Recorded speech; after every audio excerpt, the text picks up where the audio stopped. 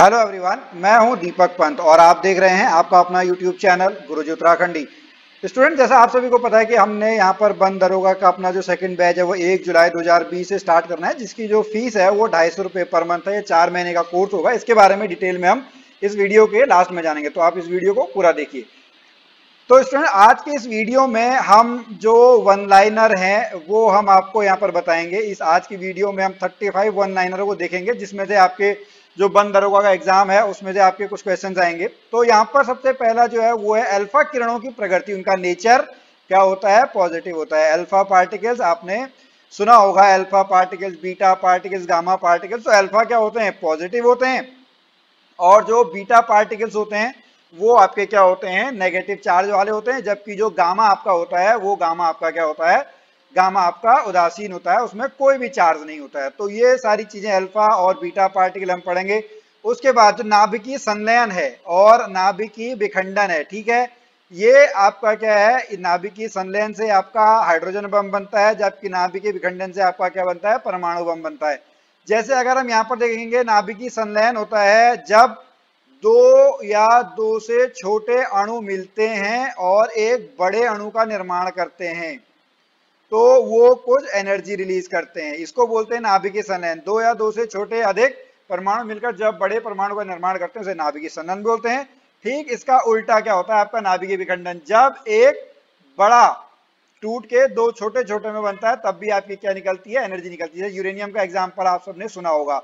इसके बाद हम जान लेते हैं जो प्राचीन तत्वों की आयु ज्ञात करने के लिए किसका यूज किया जाता है, रेडियो समस्थानिक का यूज किया जाता है, रेडियो एक्टिव मेटेरियल्स का यूज किया जाता है। उसमें भी क्या होते हैं, जो आपके जिनका समस्थानिक मतलब क्या होता है, जिनका जो परमाणु क्रमांक है वो सेम होता है। ठीक है, ये प्रश्न बहुत बार पूछा जाता है, इसको इसलिए आप इंपॉर्टेंट की कैटेगरी में जरूर रख लें। लेकिन जो जीवाश्म, मृत पेड़ पौधे आदि, इनकी आयु का अंतर किस विधि द्वारा किया जाता है, कार्बन विधि के द्वारा किया जाता है। अगला, गामा किरणों का उपयोग कीटाणुओं और आदि हानिकारक चीजों को नष्ट करने के लिए किया जाता है, गामा किरणों का। ठीक है, उसके बाद अगला वन लाइनर है कि मेंडलीव की आवर्त सारणी के अनुसार तत्वों को उनके किसके आधार पर रखा गया था, परमाणु भार के आधार पर रखा गया था, एटॉमिक वेट के आधार पर रखा गया था। लेकिन जो आपके आजकल हम पढ़ रहे हैं मोजले वाला, वो क्या है, वो परमाणु क्रमांक के आधार पर है। ठीक है, अगला है आधुनिक आवर्त सारणी में, जिसे मोजले की आवर्त सारणी भी कहा जाता है। ये देखिए यहाँ पे लिखा है परमाणु क्रमांक के अनुसार रखा गया, जिसमें हाइड्रोजन का 1, helium 2, lithium, beryllium, boron, carbon, nitrogen, oxygen, fluorine, ये सारी चीजें आपकी आगे आती रहती है। तो उसको परमाणु क्रमांक के आधार पर आजकल बनाया गया है। अब हम देख लेते हैं जो परमाणु रिएक्टर है। मैंने अभी बताया था आपको, परमाणु रिएक्टर मतलब जहां पे आपका नाभिकीय विखंडन होता है। क्या होता है, नाभिकीय विखंडन। तो वहां पे किस रेडियो एक्टिव मटेरियल का यूज करते हैं, हम यूज करते हैं आपका समस्थानिक, आइसोटोप मतलब समस्थानिक। ठीक है, परमाणु रिएक्टर ये जो आपका नाभिकीय ऊर्जा को विद्युत ऊर्जा में बदलता है। दूध से दही में खमीर का कारण होता है लैक्टोबैसिलस, ये आपको पता होगा। लोहा का एक अयस्क होता है, उसका क्या नाम होता है, हेमेटाइट होता है।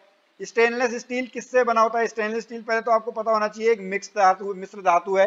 ठीक है, क्रोमियम से, कार्बन से और निकिल से। तीन तरीके का होता है, धातु, अधातु और इन दोनों का बीच में मिक्सअप, जिसको बोलते हैं मिश्र धातु। ठीक है, फोटोग्राफिक फिल्मों के विकास में इस्तेमाल किए जाने वाला रसायन क्या है, सिल्वर ब्रोमाइड। ठीक है, AgBr क्या होता है, सिल्वर ब्रोमाइड। बहुत सारे, अगर आपने देखा होगा कितनी ऐसी मशीनें बन गई हैं जो फोटोग्राफिक फिल्में होती हैं, ठीक है, वहां पर जो दुकान वगैरह होती है उनका सारा वहां पे जो देखते हैं वहां से सिल्वर एक्सट्रैक्ट कर लेते हैं। उसके बाद स्टील में कितना % कार्बन होता है, स्टील में 0.1 से लेके 2% कार्बन होता है।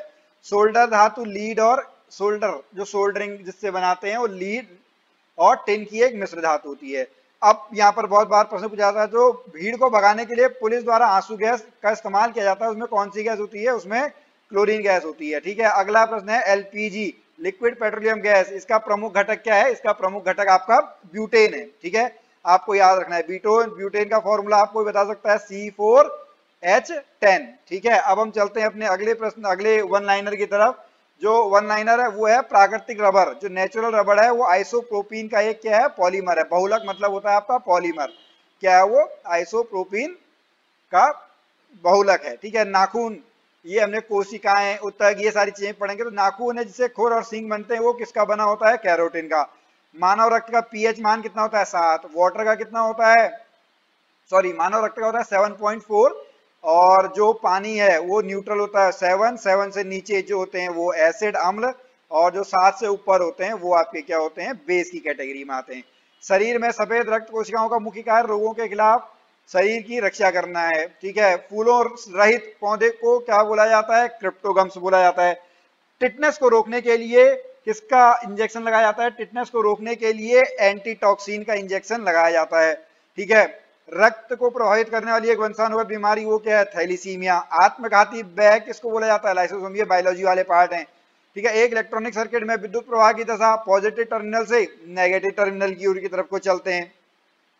फिर ये फिजिक्स वाले पार्ट आ गए हमारे। ठीक है, एक गोलाकार दर्पण के लिए फोकल लंबाई वक्रता त्रिज्या का संबंध F = R/2। जब ये यहाँ पे हमने पढ़ा होगा, ठीक है, R यहाँ पे क्या होता है वक्रता त्रिज्या, F क्या होती है फोकस। जब एक शरीर मुक्त रूप से पृथ्वी की ओर गिरता है तो उसकी टोटल ऊर्जा स्थिर रहती है, law of energy conservation. Energy neither be created nor be destroyed, it only changes one form to another form. विद्युत प्रभाव मतलब जो धारा है, धारा यानी जो करंट है, उसको मेजर करने के लिए एमीटर का यूज करते हैं। नाभिकीय रिएक्टर में खारे पानी का उपयोग मॉडरेटर के रूप में किया जाता है। ठीक है, इसमें 5 चीजें आती हैं, ईबनीसिपो।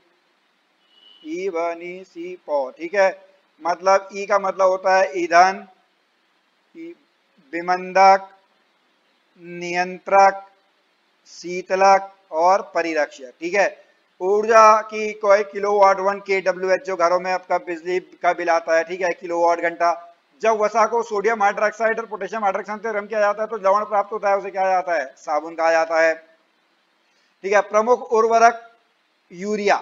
यूरिया में सबसे ज्यादा क्या होता है, नाइट्रोजन होता है। ये एक प्रथम ऑर्गेनिक यौगिक है। ठीक है, जो आपका कहाँ बनाया गया था, प्रयोगशाला में बनाया गया था। जब एक ही यौगिक के 2 या 2 से अधिक परमाणु एक बड़ा बनता है तो उसे क्या बनाते हैं, बहुलक। पॉलीमर, जैसे प्लास्टिक वगैरह जो सारी चीजें हैं, ये क्या होता है आपका पॉलीमर।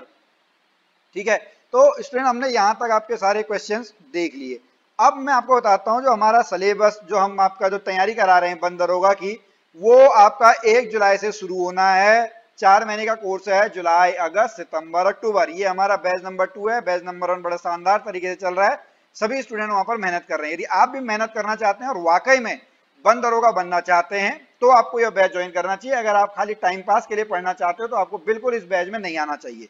ठीक है, उसके बाद हम बात करेंगे लैंग्वेज की। लैंग्वेज आपको हिंदी प्लस इंग्लिश मिलेगी, मैक्सिमम जो आपको है वो हिंदी मिलेगी, और जो कुछ वर्ड वगैरह हैं वो आपके इंग्लिश में होंगे। कम्युनिकेशन नोट्स वगैरह आपको हिंदी इंग्लिश में सेपरेट दिए जाएंगे। इस कोर्स के दौरान आपको क्या क्या चीजें दी जाएंगी, इस कोर्स के दौरान आपको रिकॉर्डेड वीडियोस दी जाएंगी मंडे से फ्राइडे तक। ठीक है, मॉर्निंग 11 o'clock तक आपको एक वीडियो दे दी जाएगी। ये दी जाएगी आपको यूट्यूब के माध्यम से। इसके लिए हमने पूरी एक वीडियो बनाई है, उसको आप यहाँ पर हमारे चैनल पर जाकर देख सकते हैं। बीच बीच में कुछ आपको डाउट क्लास मिलेंगी जो कि लाइव होंगी, हैंड रिटन पीडीएफ नोट्स मिलेंगे, इंपॉर्टेंट 1-9 मिलेंगे, चैप्टर वाइज आपके मॉक टेस्ट होंगे, बाद में भी आपके मॉक टेस्ट होंगे।